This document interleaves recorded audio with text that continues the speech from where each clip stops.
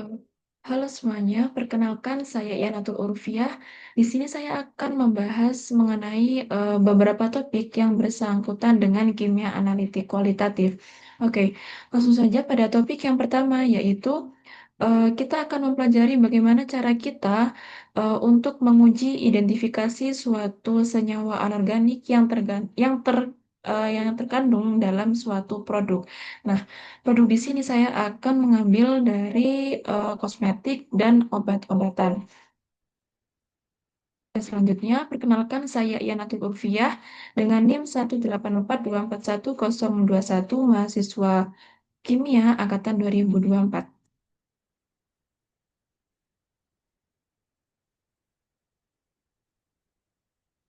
Oke, terdapat beberapa produk anorganik yang tersebar di kehidupan sehari-hari atau di pasaran. Salah satunya ada beberapa produk, yaitu seperti foundation, loose powder, ada iron supplement atau obat yang mengandung kaya akan kandungan zat besi, kemudian ada pupuk nitrogen. Nah, beberapa produk tersebut kita akan mempelajari bagaimana cara untuk mengidentifikasi kandungan yang ada pada senyawa tersebut. Oke, langsung saja.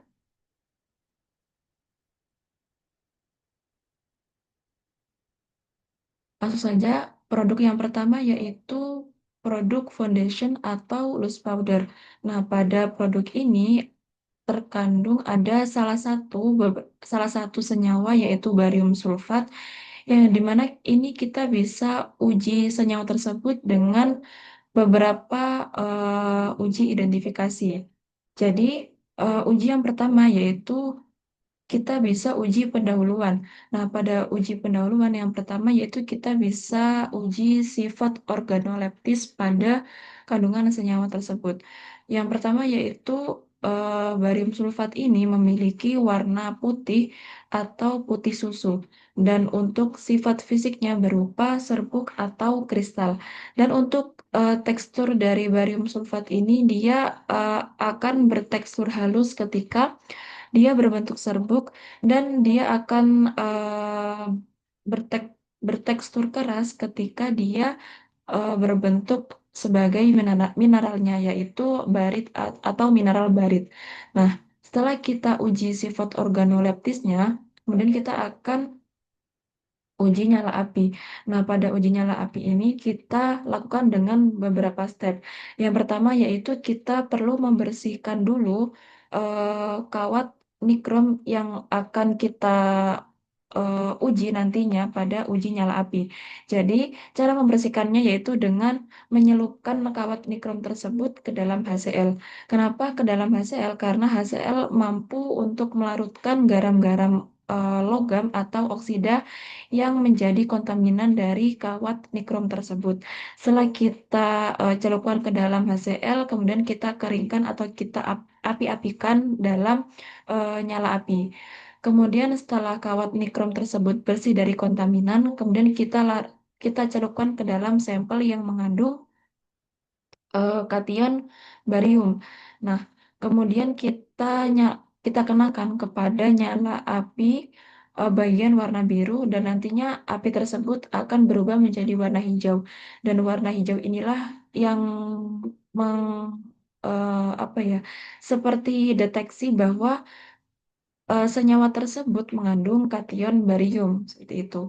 Kemudian setelah kita uji nyala api, kemudian kita uji kelarutan. Nah, pada barium sulfat ini, karena dia larut ke dalam H2SO4, namun pada pelarut yang disediakan terdapat 4 pelarut saja dan tidak ada pelarut H2SO4, maka kita bisa larutkan senyawa tersebut dengan air dingin, dengan air atau air biasa, dan yang kita ambil berupa filtratnya seperti itu.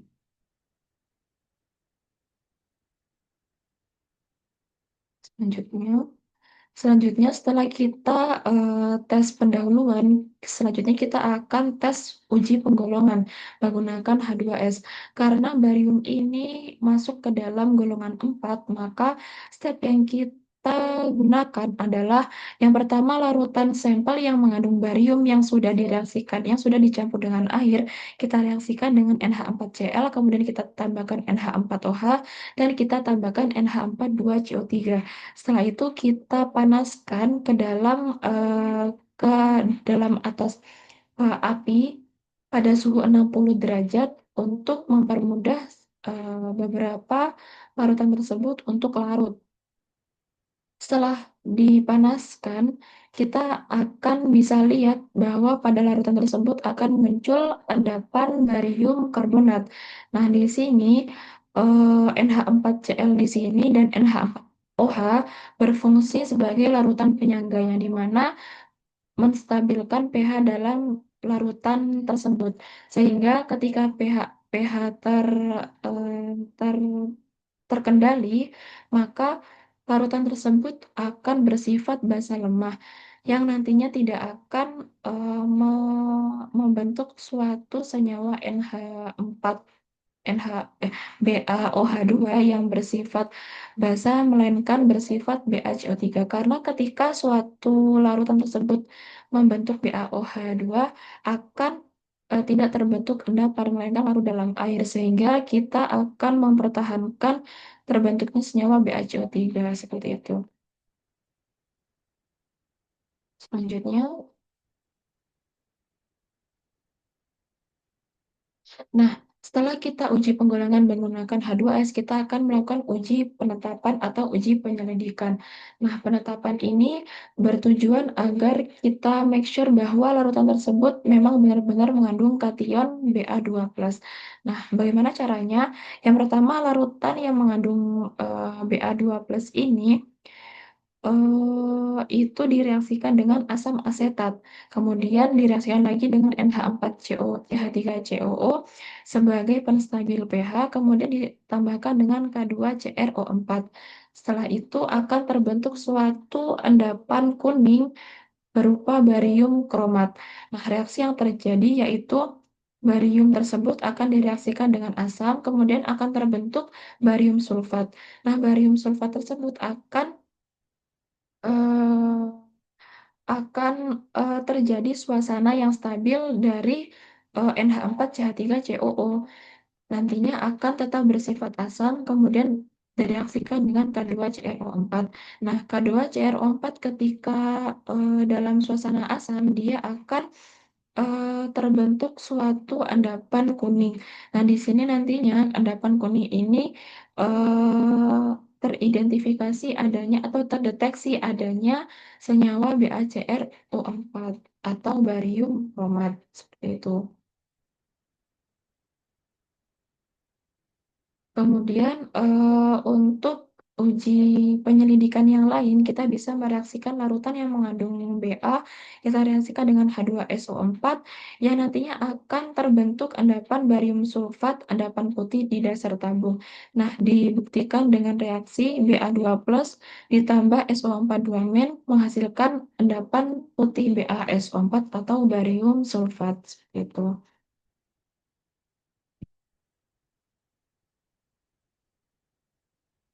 Selanjutnya yaitu kita mengidentifikasi senyawa unsur Fe3+ pada produk Veroplus atau iron suplemen ya. Jadi uji yang pertama yaitu uji pendahuluan. Di sini sifat organoleptis dari Fe3+ yaitu dia berbentuk hijau, hijau vitriol seperti pada gambar. Kemudian bentuknya bisa berupa serbuk atau kristal dan dia tidak berbau dan teksturnya seperti kristal pada umumnya. Nah, untuk uji nyala api kita lakukan dengan step yang sama dengan kation barium sebelumnya, yaitu dengan menyelupkan HCl, kemudian kita keringkan di atas api, kemudian kita celupkan lagi di sampel yang mengandung besi. Setelah itu kita kenakan pada nyala api tersebut dan nyala apinya akan berubah menjadi nyala api warna kuning keemasan. Nah, warna tersebut mengindikasikan bahwa suatu senyawa terkandung kation Fe3+.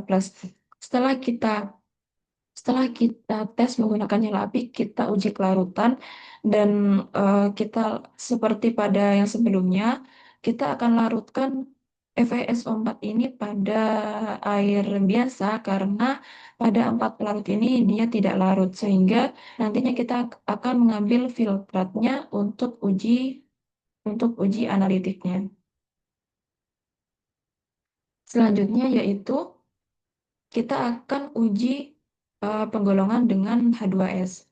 Nah, penggolongan dengan H2S ini kita bisa reaksikan dengan karena Fe ini pada golongan 3A, maka kita bisa reaksikan dengan NH4OH. Nah, ketika Fe2+ yang berada dalam Aqueous, ketika kita reaksikan dengan NH4OH, maka nantinya akan terbentuk endapan merah kecoklatan yaitu dari senyawa FeOH3 yaitu dibuktikan dengan reaksi Fe3+ ditambah 3NH4OH menghasilkan FeOH3 plus 3NH4+. Nah, ketika sudah dilakukan uji analisis menggunakan H2S, kemudian kita uji penyelidikan atau uji penetapan menggunakan beberapa reagen. Yang pertama yaitu kita bisa menguji Fe3+ ini menggunakan reagen KCNS atau larutan KCNS. Yang sebelumnya larutan tersebut berwarna hijau, nantinya ketika dicampur dengan KCNS, dengan reagen KCNS, maka larutan tersebut akan berubah menjadi warna merah darah. Kemudian, selain itu kita bisa reaksikan juga dengan K4FeCN6 solution atau larutan K4FeCN6.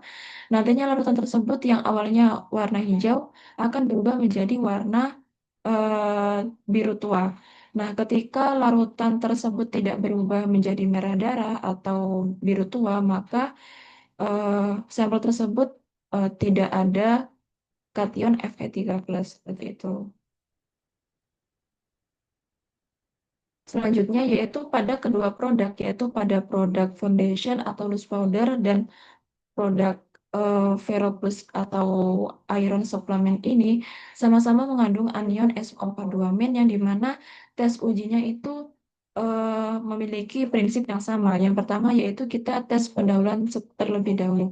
Pada tes pendahuluan ini kita skip karena dari uji positif dari Berstein, dari reaksi dengan H2SO4 dan reaksi dengan asam asetat itu bukan dari reaksi uji positifnya SO42-min, maka kita skip. Kemudian untuk uji golongan, kita uji dengan eh, grup reduktor, kemudian oksidator, kemudian ferroklorida atau perak nitrat itu tidak menghasilkan uji positif terhadap SO42-min, maka kita skip. Kita langsung ke uji penyelidikan atau uji penyelidikan menggunakan BaCl2. Nah, BaCl2 ini karena pada laboratorium kimia analitik di Universitas Airlangga tidak tersedia, maka kita bisa menggantikannya dengan BaNO3. Nah, caranya bagaimana untuk uji pada step ini? Yang pertama, sampel yang mengandung BaSO4 atau yang mengandung anion SO42-min itu kita campurkan dengan HCl, kemudian kita tambahkan larutan BaNO32 yang nantinya akan menghasilkan endapan putih. Dan endapan putih itulah yang menginterpretasikan bahwa sebuah senyawa mengandung anion SO42 dalam senyawa BaSO4. Seperti itu. Selanjutnya, Selanjutnya pada topik yang kedua yaitu kita akan mengetahui bagaimana cara membuat test kit dari suatu bahan logam. Oke, lanjut saja. Oke, pada topik kali ini kita akan membahas mengenai bagaimana cara mendeteksi logam kromium pada sebuah sampel air. Dan alat yang kita butuhkan yaitu seperangkat alat gelas, kemudian ada timbangan analitik, kemudian ada sampel botol, kemudian ada spektrofotometer UV vis tipe Genesis 10S, kemudian ada kuvet, kemudian ada stopwatch, dan indikator universal. Setelah itu bahan yang kita butuhkan ada pro-analyze grade reagen, kemudian ada kalium dikromat, ada difenyl karbazida, ada H2SO4, aseton, HNO3, kemudian KMNO4, NaN3, kemudian ada H3PO4 85%, dan ada Aquades.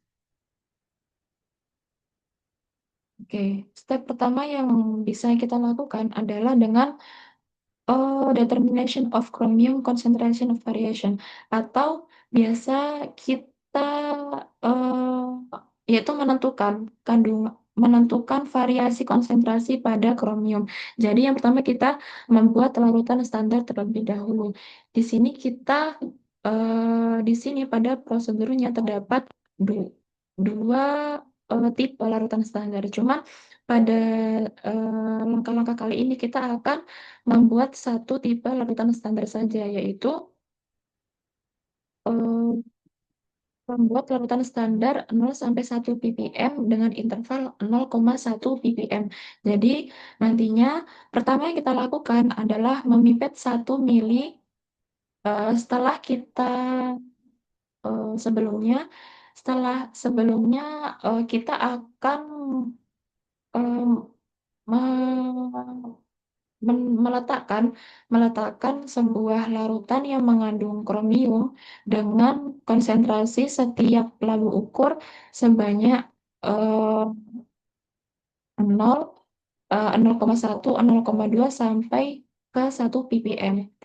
Setelah kita lakukan tersebut, kemudian kita pipet 1 mili, kemudian kita tambahkan H2SO4. Setelah itu kita tambahkan juga 0,5 di vinyl karbazida, 0,004 molar. Setelah itu kita encerkan menggunakan air sampai volume finalnya 5 mililiter. Setelah itu kita homogenkan dan kita diamkan sampai terbentuk kompleks optimum. Setelah larutannya homogen dan terbentuk kompleks optimum, kita ukur absorbansi menggunakan panjang gelombang 542 nanometer. Nah, tujuan untuk kita membuat larutan standar ini adalah karena larutan standar ini bersifat sensitif. Nilainya sensitif sehingga dapat dengan mudah untuk diketahui nilainya atau absorbansinya. Nah, ini merupakan kurva hasil eh, dari larutan standar kromium tersebut. Nah, ini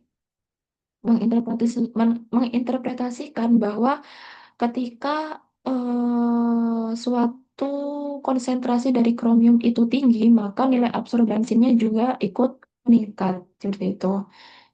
Kemudian langkah yang langkah selanjutnya kita preparasi untuk membuat komparator warna. Nah, jadi komparator warna ini kita eh, pertama itu stepnya sama kayak yang sebelumnya, yaitu step 1 sampai 6 kita samakan, kemudian bedanya yaitu di sini kita inkubasi selama 20 menit sampai terbentuk warna eh, ungu ke pink keunguan. Nah, tujuan dari kita menggunakan komparator warna ini sebagai alat untuk eh, menentukan konsentrasi kromium pada suatu sampel melalui visual warna. Jadi, nantinya komparator warna ini akan digunakan perbandingan dengan komparator warna pada sampel air yang kita uji nantinya. Oke, setelah kita membuat larutan standar, kita buat kurva dan kita buat komparator warna, selanjutnya kita akan mencoba untuk uji sampel. Nah, hmm, terserah teman-teman mau uji sampel dari air mana saja, pokoknya random saja. Yang pertama air kita ambil, kemudian kita eh, filtrasi, filtrasi, kemudian kita tambahkan dengan HNO3 supaya pH di dalamnya itu stabil. Setelah itu eh, kita tentukan kandungan kromiumnya sampel tersebut menggunakan chromium test kit. Nah, bagaimana caranya? Yang pertama, pipet 1 mili sampel tersebut ke dalam gelas tabung reaksi, kemudian kita tambahkan H2SO4, kemudian kita tambahkan diphenyl karbazida, kemudian kita encerkan menggunakan air sehingga volume totalnya sampai 5 ml. Kemudian kita diamkan sampai terbentuk kompleks optimum. Setelah itu akan terbentuk suatu warna pada larutan tersebut dan larutan warna tersebut akan menjadi sebuah indikator berapa besarnya konsentrasi kromium yang terkandung dalam sampel tersebut. Nah, setelah diteliti, warna dari sampel tersebut berubah menjadi seperti ini. Nah, warna seperti ini ketika kita compare menggunakan komparator warna yang sudah kita buat sebelumnya, itu menunjukkan warna yang sama dengan warna komparator pada konsentrasi kromium di 0,1 ppm. Itu artinya sampel yang sudah kita ambil itu mengandung konsentrasi ppm konsentrasi kromium sebesar 0,1 ppm. Nah, reaksi yang terjadi pada test kit ini yaitu pada proses pembuatan sampel, yaitu ketika dengan kita mereaksikan suatu sampel dengan eh, suatu kromium dengan asam, nantinya akan eh, terreduksi menjadi Cr3+. Nah, Cr Cr ini merupakan sebuah oksidator dan DPC di sini merupakan reduktor dan DPC ini akan mereduksi menjadi atau berubah atau melepaskan elektronnya menjadi diphenyl karbazida, diphenyl karbazida.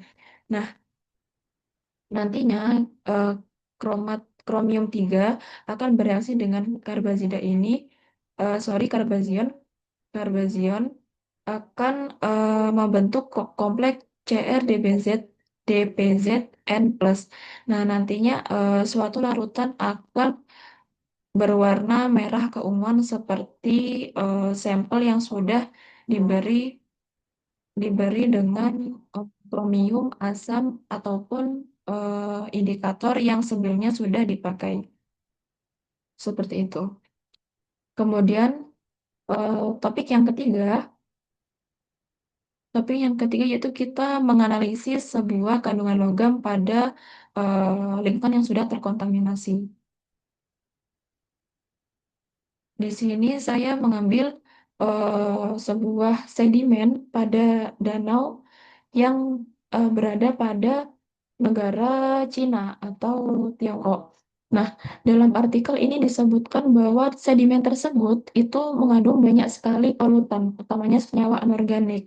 Nah, apa saja logam? Nah, polutan tersebut berupa logam logam berat yaitu seperti CD, Hg, As, Cu, Pb, Cr, Zn, dan nikel.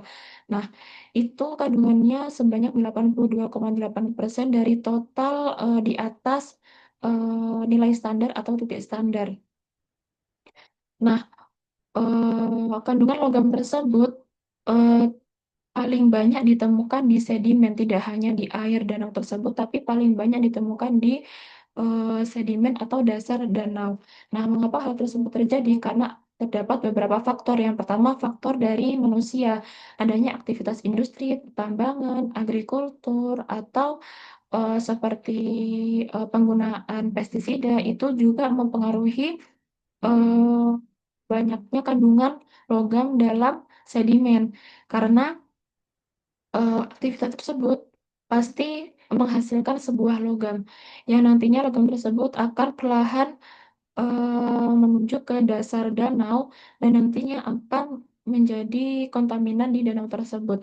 Selain itu juga eh, perubahan dari tata letak suatu wilayah itu juga mempengaruhi atau suatu aktivitas dari wilayah tersebut juga mempengaruhi. Contohnya seperti urbanization atau konversi lahan, irigasi, dan lain sebagainya itu akan berdampak pada distribusi suatu logam di sekitar danau dan akhirnya akan bermuara di sedimen tersebut. Nah,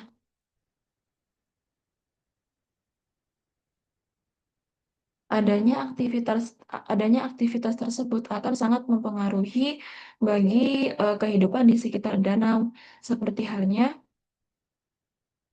seperti halnya yaitu penurunan aktivitas biomassa atau aktivitas mikrobiologi atau aktivitas mikroba.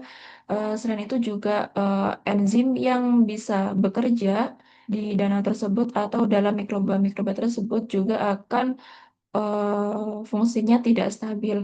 Selain itu juga akan merubah suatu komunitas dalam mikroba karena lingkungan yang tidak cocok bagi mereka. Dan karena selain itu juga itu akan mengakibatkan stres atau kematian bagi organisme yang hidup di sekitar danau tersebut.